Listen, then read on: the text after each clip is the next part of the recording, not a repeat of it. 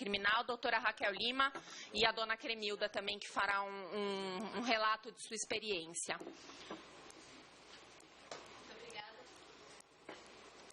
Muito obrigada, bom dia a todas e todos presentes aqui. Eu agradeço pela oportunidade de falar nessa audiência pública.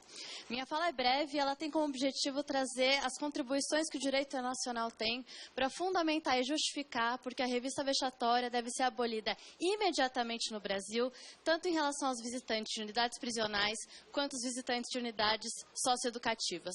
Eu poderia trazer inúmeros argumentos, mas eu vou me concentrar em duas grandes razões que sustentam a obrigação dessa abolição imediata.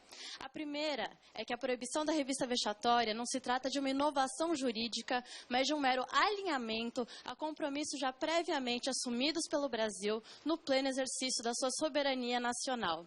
E o segundo é que, pelo fato de a revista vexatória ser equiparada a uma prática de tortura, a maneira de aboli-la deve ser compatível com esse status que ela tem comparável à tortura. Isso é, que ela não pode estar sujeita a juízos de conveniência e casuísmos. Então, em primeiro lugar, sobre a proibição internacional, o Brasil assumiu obrigação perante diversos estados internacionais por meio da ratificação de tratados, se comprometendo assim a respeitar normas internacionais que são claras no sentido de que a revista vexatória é uma prática inadmissível.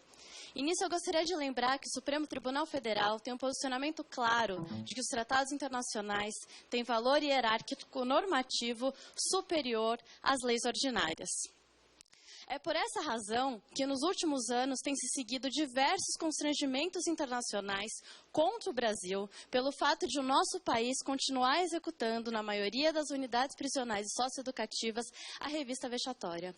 O mais recente desses constrangimentos aconteceu no mês passado, em outubro, na Comissão Interamericana de Direitos Humanos, em que essa comissão condenou todos os Estados das Américas, em especial o Brasil, que continuam realizando essa revista vexatória. Há mais de 20 anos, o Brasil tem aceitado normas internacionais que são claras no sentido de que a revista vexatória deve ser abolida. E essas normas não são uma imposição de outros países sobre o Brasil. Essas normas são obrigatórias porque o Brasil soberanamente as aceita e, mais do que isso, participa da sua elaboração. Já foram citadas aqui as regras de Bangkok, regras que foram elaboradas no âmbito das Nações Unidas e de cujo texto o Brasil se engajou diretamente. Nessas regras se prevê que a revista íntima vexatória não deve ser realizada nem mesmo nas mulheres presas, cujos direitos têm maior previsão de flexibilidade e relativização. O Brasil, portanto, assumiu e redigiu perante outros estados o compromisso de que não faria mais revistas vexatórias. Em segundo lugar, o meu segundo grande argumento é que tanto a ONU quanto a OEA já foram claras em estabelecer que a obrigação de nudez e a revista íntima invasiva são práticas que, por conta dos seus efeitos, são equiparadas à tortura. E isso não significa aquela prática excepcional.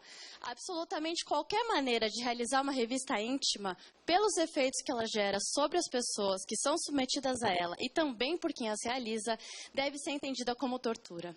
O que isso quer dizer? Deve entender que essa prática deve ser absolutamente proibida. Não existe nenhuma circunstância em que a tortura pode ser proibida. A proibição internacional da tortura é absoluta, assim como a da escravidão e a do genocídio. Não existe nenhuma circunstância que seja justificável ou admissível executar qualquer uma dessas práticas.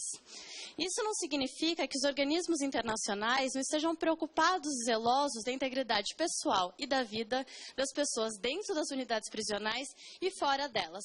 Pelo contrário, esses também são direitos fundamentais e que devem ser resguardados pelo Estado em relação a todas as pessoas.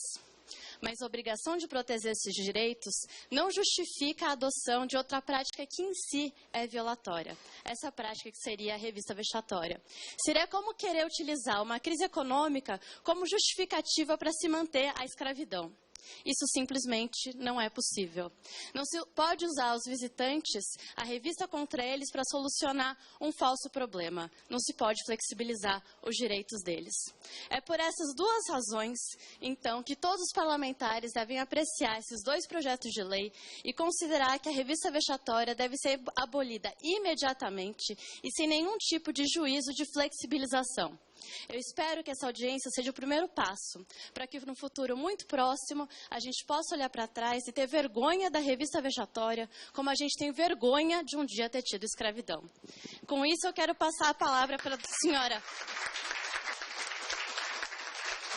Cremilda Teixeira, que pode dar em primeira mão um relato do que é uma revista vexatória. Obrigada.